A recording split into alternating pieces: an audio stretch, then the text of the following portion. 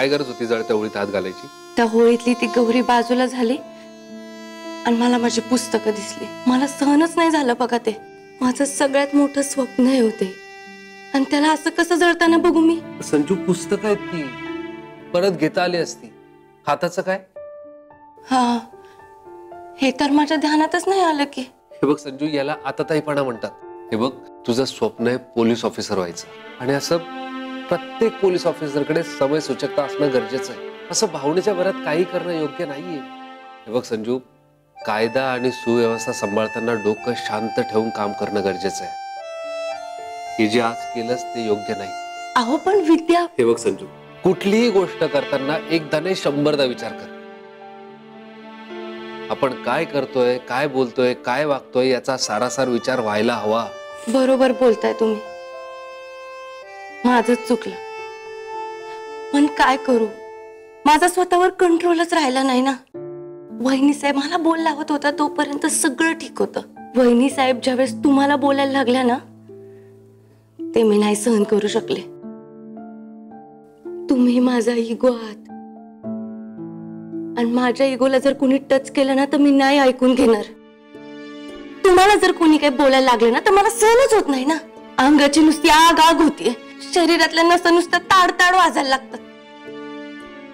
वहिनी साहेबच काय, साक्षात देव जरी आला ना तरी पण मी पुढं मागं नाही बघणार. आणि वहिनी साहेब त्या तर आपल्या लग्नाच्या पावित्र्यावर शंका घेत होत्या, तुमच्या सरळपणावर शंका घेत होत्या. मग हे सगळं कसं ऐकायला हवं तुम्ही? प्लीज मला माणूसच राहू दे, मला देव नको बनवूस. मी चुकू शकतो, इनफॅक्ट चुकलोय. अहो तुम्ही एक गोष्ट कायम ध्यानात ठेवा, तुम्हीच काय देवाने येऊन जरी मला तुमच्यावर डाऊट घ्यायला लावला ना तरी मी नाही घेणार, कारण मी ते सहनच नाही करू शकत.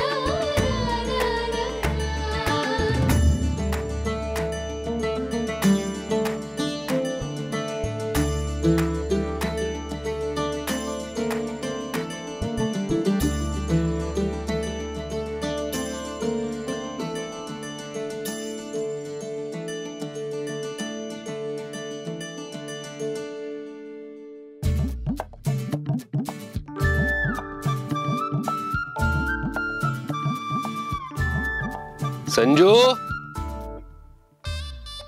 संजू, मला शोधताय वय रंग लावण्यासाठी?